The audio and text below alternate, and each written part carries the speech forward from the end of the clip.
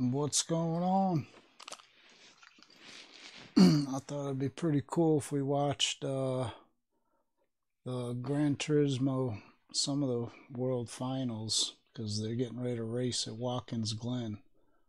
So I thought it'd be pretty cool seeing we've been running a lot of Watkins Glen to watch it. Baptiste Beauvoir has been feeling quite under the weather coming in to this one. Check it out. What about Igor Fraga as well? He knows a thing or two about racing a single-seater. This year he's been in Super Formula. Let's see whether we're going to have the Brazilian at the sharp end from 5th on the grid. And here is how it lines up then. It's Jose Serrano from Team Spain who will take There's some crazy cars. With Marco Busnelli from Italy in 2nd place. Japan with Seiya Suzuki. I haven't raced 3rd on the these grid. cars. Next up, Team France. I don't even own one. Next up, we have Team Brazil. As I mentioned, Igor Fraga, single-seater specialist. He's got the USA's Donovan Parker for company on that 3rd row. Row 4 is headed by Fabian Portilla, the Chilean. Next up is Team Belgian with Bacciglieri. Next up, 9th on the grid, Trent Jeffrey, just a stone's throw away over in Canada.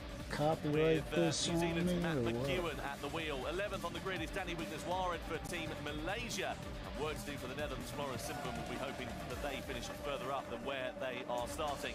Once again, Jimmy, a 5-lap race for this one. What are we expecting here?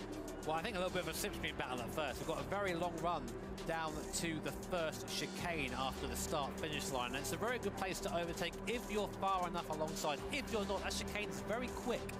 And it can lead to quite a big accident if you're not careful. I've got to say, Tom, looking through the field, I think the Malaysian livery is probably my favourite out of a lot of them there. You see the drivers, one last little bit of preparation, that massive live audience sitting behind them here at Barcelona. This is going to be cool. Right now, of course.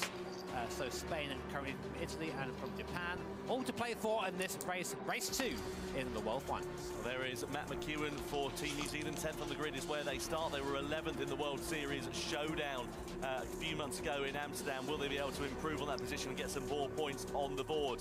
Danny Wignes-Warren for Team Malaysia, 11th on the grid. That guy's also, on my but friends it is Team list. Spain and Jose Serrano who will start this race from pole position. Race 2 of the Nations Cup Grand Finals here in Barcelona is underway at Watkins Glen as the field heads down towards the first corner. So, Spain from Italy, from Japan. No downforce, of course, on these cars. Expect them to be sliding their way through a few of these turns. And it's be interesting to see how they adapt to this at the fast and flowing Watkins Glen circuit. It is a spectacular Grand Prix track. It was on the Formula 1 calendar through the 60s and into the 70s. Now, let's see whether we will have some great Grand Prix racing here. Spain leading the way from Italy as we head towards the bus stop for the first time. But Italy looking to try and challenge already as we go side by side. Spain and Serrano just covering off Busnelli's challenge for now.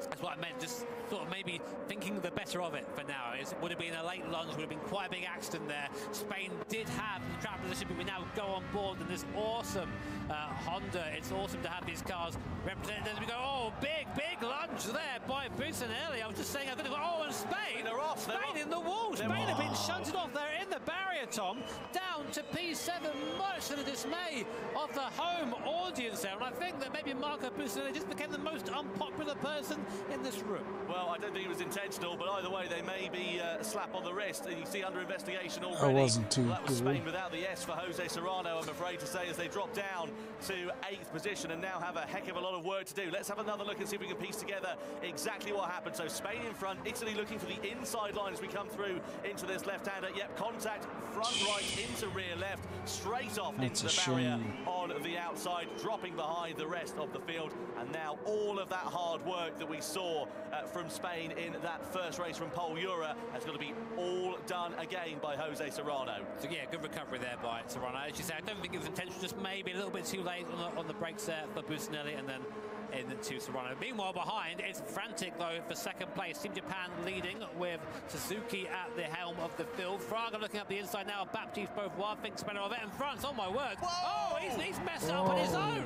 He's sent it off the course there. Too late on the brakes. The car's spun.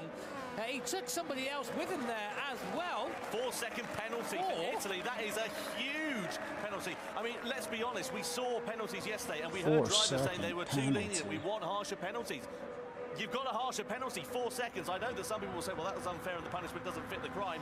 That's what the stewards have awarded it. Let's have another look at down towards that first corner. Keep an eye out for France. On the inside is Brazil. Behind the wheel of that French car at the moment is... oh, look at that, just going through, sliding the rear by Chile as well there, sliding and lighting up the rear tyres, and France now dropping down into 8th position. So a lot of work now for Kylian Drumont to do. So Team Chile now, Fabien Portier up into P3, so they're going to be P2 after this, because this 4-second penalty, where's that going to put him? Where's that going to put him? Right at the back of the field, because it's not just 4 seconds taken out of your time, you are on the brakes for 4 seconds until you get down to pretty much a pit lane speed limit, and then you have to wait for that to elapse, and then you can get going again. So here we go, on the brakes. This will feel like an absolute eternity. But boosting through goes Varga, through goes Suzuki, through goes Portier as well. Fred Jeffrey up into P4 there for Team Canada. Italy will be just behind there. Jose Serrano. Serrano's probably thinking, oh no, come on mate, take it easy. Just if I may correct myself earlier on, I said that it's Kylian Drumont behind the wheel of the French car. It's actually Baptiste Beauvoir who is at the helm of that machine, sitting in 8th position.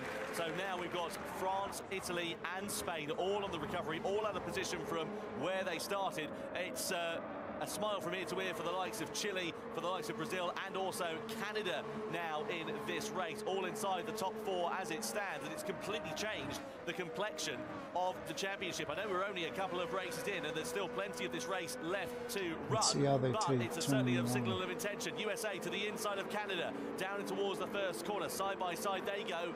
USA holding firm there, Donovan Parker up the inside of Trent Jeffrey and through into 4th position.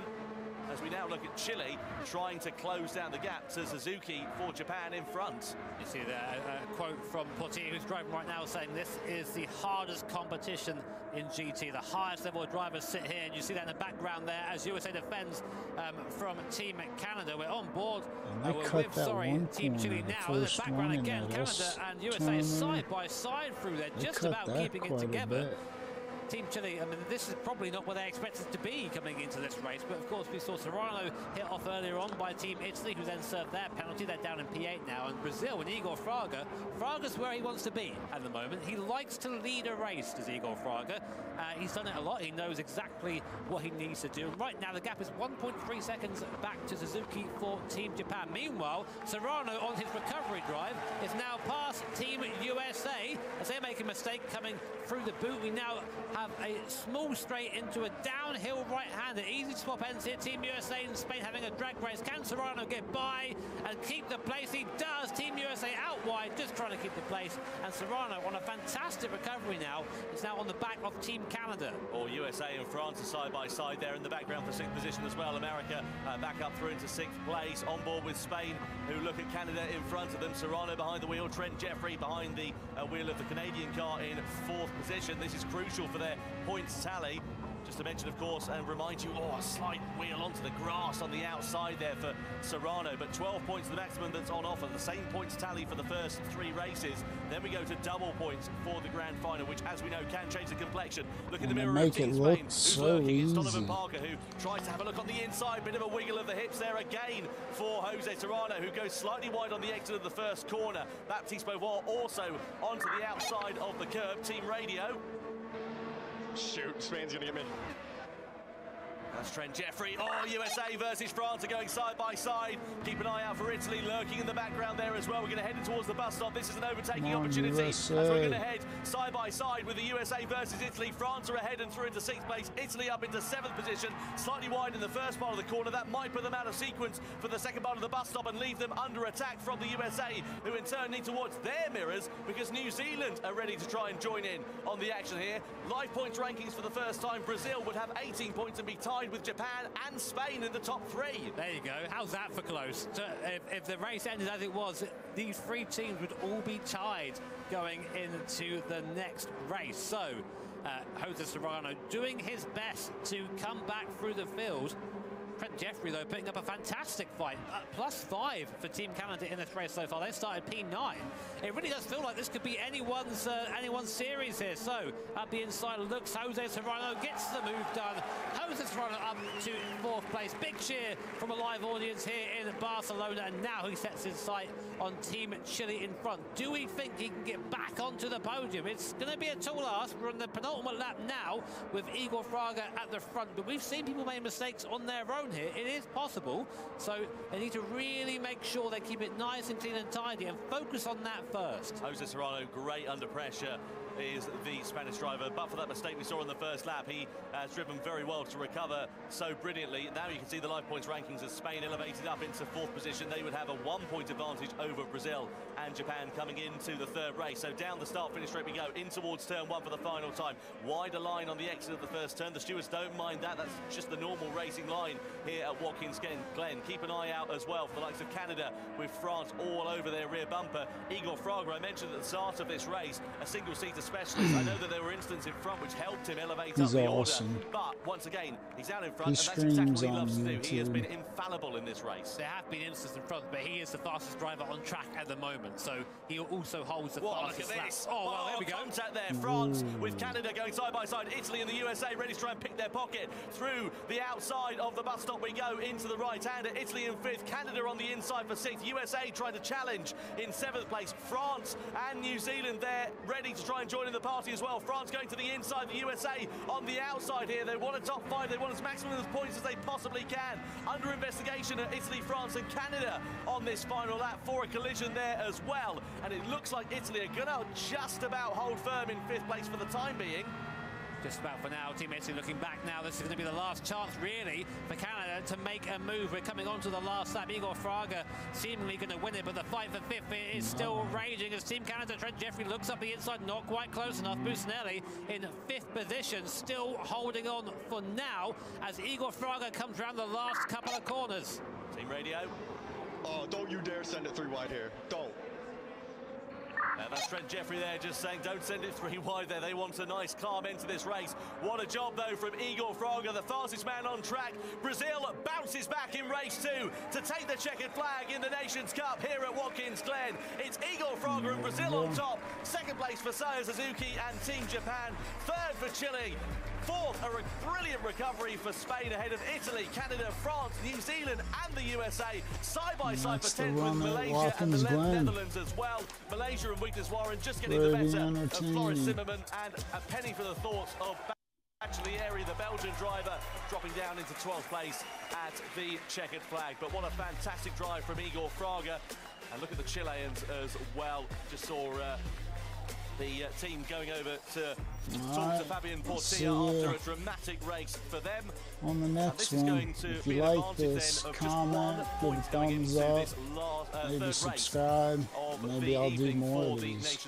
But seeing we've been running Watkins Glen the last few days, I thought this would be cool but he would have been a 10th per second over the last check 3 laps. out. That's how close his times were. So the highlights, of course, of the race, this was the big one. Busnelli going into the back of Jose Serrano, putting the pole sitter into the wall and down to 7th place on the first lap. Massive for that. And of course it was this. Is Kylian Drumont getting it all kinds of wrong into T1. Off the course he goes, taking Team Japan with him at that point. And this is what gave Team Brazil the advantage. Yeah, really sideways there. Just got a clip from Chile for good measure there too. Meanwhile, this was Japan versus Chile, and Chile having their own moment coming through into that left-hander. Alright, hopefully this video doesn't get copyrighted. On the recovery after that first lap drama. Take it down. Bit of contact there with the USA. That We'll see left how it them goes. in turn under attack from France behind as well with Baptiste Beauvoir.